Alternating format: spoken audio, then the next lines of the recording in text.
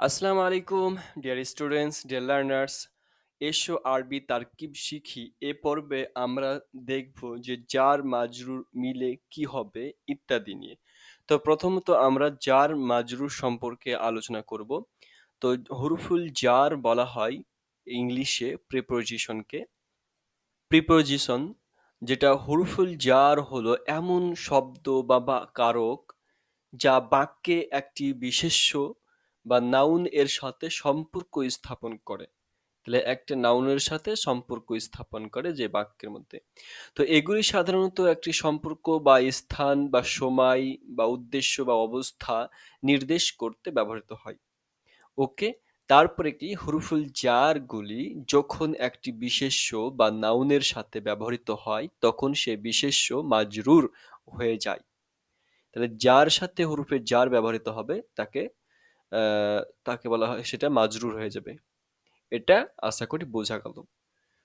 তো এটা একটা কি হুরুফে জারটা যে কোনো একটা বাক্যে কোনো নাউনের বা বিশেষ্যের সাথে সম্পর্ক স্থাপন করবে। তারপরে হচ্ছে যে উদাহরণ হিসেবে আমরা দেখতে পারি মিন ইলা, ফি আন আলা ভি লি, মিন থেকে, ইলা দিকে, ফি ভিতর বা মধ্যে, তারপর আন সম্পর্কে থেকে, আলা উপরে, বি সঙ্গে দ্বারা, লি জন্য আর পক্ষে। এগুলো হচ্ছে হুরুফে জার। তো হুরুফে জার কটা আছে? মোট 17টি আছে। তো হরুফে জার মোট 17টি রয়েছে। যেমন এখানে মিন, মিন, ইলা, আন, আলা, ফি, এখানে 5টি। তো মিন মানে থেকে, যেমন দিইতু মিনাল মাদ্রাসাতি, আমি স্কুল থেকে এসেছি। ইলা মানে দিকে।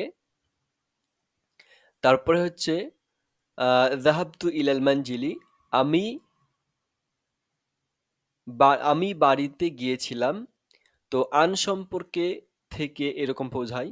তো তাহাদ্দাস্তু আনিল হায়া, আমি জীবনের বিষয়ে কথা বললাম। তারপরে আলা, আলা মানে হচ্ছে উপরে বা পরে। যেমন উদাহরণ হিসেবে আল কিতাবু আলা তাবিলাতি, বইটি টেবিলের উপরে। ফি মানে হচ্ছে মধ্যে বা ভেতরে হয়, যার উদাহরণ হিসেবে আনা ফিল বাইতি, আমি ঘরের মধ্যে আছি। ওকে। তো এই হচ্ছে 5টি। তাছাড়া আরো রয়েছে আল বাউ, তারপরে কালাম, তারপর হচ্ছে কাফ, কাসাম। তো এখানে বাও হচ্ছে সঙ্গে দ্বারা, যেমন কাতাবতু বিল কালাম, আমি কলম দ্বারা লিখেছিলাম বা লিখলাম। তারপর হচ্ছে আল্লাম জন্য বা পক্ষে, হাদাল কিতাবুল তুল্লাব, এই বইটি ছাত্রদের জন্য। তারপরে আল কাফ এর মতো, তো হাদা মিথলুকাল কিতাব, এটি বইয়ের মতো। তো এখানে মতো অর্থ দিচ্ছে কাপটা। তারপরে অল অল কাসাম, তো শপথের জন্য আছে ব্যবহৃত হয়। তো অল্লাহি আল্লাহর কসম, সাআজহাবু আমি যাব। তো এখানে ওয়াওটা কসমের জন্য ব্যবহৃত হয়েছে। তো এ হচ্ছে 10টা হলো। তারপরে আরো কিছু উল্লেখ করব, তা হচ্ছে তাও আত্মা, এটা হচ্ছে কসমের জন্য আছে, যেমন তাল্লাহি আল্লাহর কসম, সাআফ আলু দালিক, আমি এটি করব। তবে এটির একটা বিশেষ পার্থক্য আছে ওয়াও এবং তায়ের মধ্যে, যে তাটা শুধুমাত্র আল্লাহর শপথের জন্য ব্যবহৃত হবে, আর ওয়াওটা সব ক্ষেত্রে শপথের জন্য ব্যবহৃত হবে। ওকে। তারপরে কি মুদ শব্দটি একটি এক ধরনের সময় সূচক বা পূর্বে ঘটিত কোনো ঘটনা বা সময় নির্দেশ করে। যেমন মুদ সাবাহি, মুজ আসাবাহি, সকাল থেকে। মুঞ্জু শব্দটাও একটা নির্দিষ্ট সময় বা কিছু ঘটে চলা এই বোঝানো হয়। যেমন মুন্দু ওসবুই, যে এক সপ্তাহর আগে থেকে। ওকে। তারপরে রুব্বা আছে, হাত্তা আছে, খলা, ওয়াদা আর হাসা। তো রুব্বা অনেক সময়, অনেক কিছু। রুব্বা আখিন, অনেক ভাইয়ের মধ্যে মতো। তারপরে হাত্তা যতক্ষণ না এতক্ষণ পর্যন্ত। সাবকি হাত্তা ইয়াতু, আমি অপেক্ষা করব যতক্ষণ না তারা আসে। তারপরে খালা বিরক্ত, মুক্ত। তো খালা মিনাল মুশাকিলা, তো সমস্যাহীন। ওকে। ওয়াগাইরা, ওয়ালা, ওয়ালা হচ্ছে পরে বা অতীত। কদ যাহাবা ওয়াদা, এটি পুরনো ছিল। তারপরে হাসা, হাসা অপেক্ষা অথবা না। হাসা লিল্লাহি, আল্লাহর সাহায্যে না। এ হচ্ছে আপনার হুরুফে জারগুলো নিয়ে আলোচনা করা হলো। তো আমরা এবার দেখব মাজরুর কাকে বলা হয়। মাজরুর হলো সেই বিশেষ্য বা নাউন যা হুরুফে জার দ্বারা প্রভাবিত হয়। এবং তার উপর কাসরা যোগ্য হয়। অর্থাৎ হুরুফে জার যেই ইসিমের পূর্বে ব্যবহৃত হবে বা যে ইসিমের বা নাউনের পর আগে আসবে, তো সেই ইসিমটাকে বলা হচ্ছে মাজরুর। এই জন্য বলা হচ্ছে যে হুরুফে জার দ্বারা প্রবাহিত হয়। তো যেটা মাজরুর হবে, যে ইসিমটা হুরুফে জার উপরে যার আসছে বা যার আগে আসছে হুরুফে জার, তাকে কি করবে, জের বা কাসরা প্রদান করবে, এর দ্বারা প্রবাহিত হচ্ছে এটা। তো মাজরুর কি হবে, সর্বদা হরফে জার আসার কারণে মাজরুর জের হবে। মাজরুর শব্দটি এমন একটি শব্দ যার শেষ অংশে কাসরা থাকে বা জের থাকে, কারণ এটি হরফে জার দ্বারা প্রভাবিত হয়েছে। আশা করি হরফে জার এবং মাজরুর বোঝা গেল।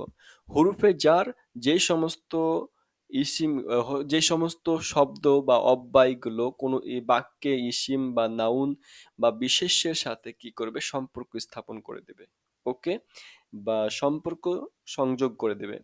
তো এইটা কি করবে, যেই ইসিমকে সম্পর্ক করবে, অর্থাৎ যার উপরে যার আগে আসবে, সেটা হবে মাজরুর। এবং মাজরুরটি সর্বদাই কি হবে, জের হবে। কিছু কিছু ব্যতিক্রম আছে, সেগুলো পরবর্তীতে আলোচনা করা হবে। তো এটা আমাদেরকে জেনে রাখতে হবে, হরফে জার যা যে ইসিমের আগে আসবে, সেই ইসিমটাকে জের প্রদান করবে। আশা করি বোঝা গেছে। তো এখানে আমরা উদাহরণ হিসেবে কিছু নিয়ে এসেছি। যেমন আমরা এখানে দেখতে পারি হুরুফে জারের কিছু উদাহরণ, যে মিন নাল মানজিলি, জিইতু মিনাল মানজিলি। তো এখানে এখানে দেখুন যে মিনাল মানজিলি পড়ছি, এখানে লামে জের পড়ছি, তাহলে শেষ বর্ণটাতে জের প্রদান করছে, এখানে জের হবে, কারণ এই যে মিন চলে এসেছে তার জন্য, মিন হরফে জার। তো যেই সমস্ত ইসিমের পূর্বে আসবে, সেই সমস্ত ইসিমকে বা যেই ইসিমের পূর্বে আসবে সেই ইসিমটাকে জের প্রদান করবে, তাহলে এটা জের হয়ে গেছে। তাহলে মানজিলি শব্দটা মাজরুর, তাহলে এখানে হরফে জার এটা, আর এটা মানজিলিটা মাজরুর, এটা কাসরা যুক্ত হবে। আশা করি এটা বোঝা গেছে। তারপরে আমরা এখানে তারকিব করে দিয়েছি যে ফিল জাইবি। তো এখানে দেখুন হরফে জার এসেছে, ফিটা আমরা জানি হরফে জার। তো হরফে জার হওয়ার কারণে কি করছে, এই শব্দটার শেষে জের প্রদান করছে, যার উপরে যার আগে আসবে, যে ইসিমটাকে সম্পর্ক করে দেবে বাক্যের মধ্যে, তো সেই ইসিমটাতে কি হচ্ছে, জের প্রদান করছে। ওকে, তো এখানে উদাহরণ মানে তার কিভাবে কি, যে ফি হরফে জার হচ্ছে, ওকে, ফি হরফে জার হলো, আর আল আল জাইবিটা হচ্ছে আপনার মাজরুর, কারণ হরফে জার দ্বারা প্রভাবিত হয়েছে, এখানে জের প্রদান করছে। তো এবার জার আর মাজরুর মিলে, হরফে জার আর হরফ মাজরুর মিলে আপনার মুতাল্লিক হবে। এটা আপনার শুধুমাত্র হরফে জার আর মাজরুর মিলে মুতাল্লিক হচ্ছে, এটা আমি শুধু দেখালাম। পরবর্তীতে যখন মুবতাদা খবরের সাথে আসবে যুক্ত হয়ে, কখনো কোনো ফেলের সাথে যুক্ত হয়ে আসবে, ইত্যাদি নিয়ে আলোচনা করব। তো এটা আপনাকে মনে রাখতে হবে, হরফে জার এবং মাজরুর মিলে মুতাল্লিক হবে। তারপরে আমরা চলে যাব আরো কিছু উদাহরণ হিসাবে নিয়ে আসবো। তো এখানে দেখুন আলা সব্বুরাতি, সব্বুরাতি সেম একই ধরনের, দেখুন এটা হচ্ছে হরফে জার, এটা হরফে জার করলাম বা হরফে জারের মধ্যে একটি হরফে জার হলো, আর এটা হচ্ছে মাজরুর, যেহেতু হরফে জার এসেছে এর আগে এবং এটাকে শেষে জের প্রদান করেছে, দেখুন। তো এটা হচ্ছে মাজরুর, তাহলে যা হরফে জার আর মাজরুর মিলে হচ্ছে মুতাল্লিক, তাহলে সেম আগেরটার মতো একই, তাহলে এখানে হচ্ছে মুতাল্লিক হয়ে গেল। ওকে, তারপরে যেটা আছে সেটা আপনি নিজে করবেন, তারপরে কমেন্ট বক্সে অবশ্যই আমাকে জানাবেন। তো এটা আপনার জন্য থাকলো। এরপরে আমরা চলে যাব, তা হচ্ছে এখানে দেখুন আরেক ধরনের নিয়ে এসেছি, যে কিভাবে মৌসুফ সিফাত মিলে মাজরুর হবে সেটা ওইখানে উল্লেখ করেছি। তো এখানে দেখুন আলা সফহাতি সানিয়াতি, তো দ্বিতীয় পৃষ্ঠার উপরে। তো এখানে দেখুন পৃষ্ঠাটার একটা গুণ বর্ণনা করছে, যে দ্বিতীয়, তাহলে দ্বিতীয় পৃষ্ঠা এটা একটা গুণ বর্ণনা করছে, তাহলে এখানে আমরা মৌসুফ সিফাতের একটু গন্ধ পাচ্ছি বা মৌসুফ সিফাত হবে। তো এইটা হয়ে যাচ্ছে মৌসুফ, কারণ যে এর গুণ বর্ণনা করছে এটা, তার মানে এটা হচ্ছে সিফাত। তাহলে এটা হচ্ছে মৌসুফ, আপনার দেখেন করে দিয়েছি। আর এটা হচ্ছে সিফাত। আর কোন দিক দিয়ে আমরা চিনতে পারবো মৌসুফ সিফাত? দেখুন, মৌসুফ সিফাত একই ধরনের আপনার আমল করে থাকবে। মৌসুফ যা হবে সিফাতও সেম একই ধরনের হয়ে থাকবে। এখানে দেখুন মৌসুফ কি হয়েছে, আপনার মুয়ান্নাস হয়েছে। অনুরূপভাবে সানিয়া শব্দটা সিফাত, ও এটাও মুয়ান্নাস হয়েছে।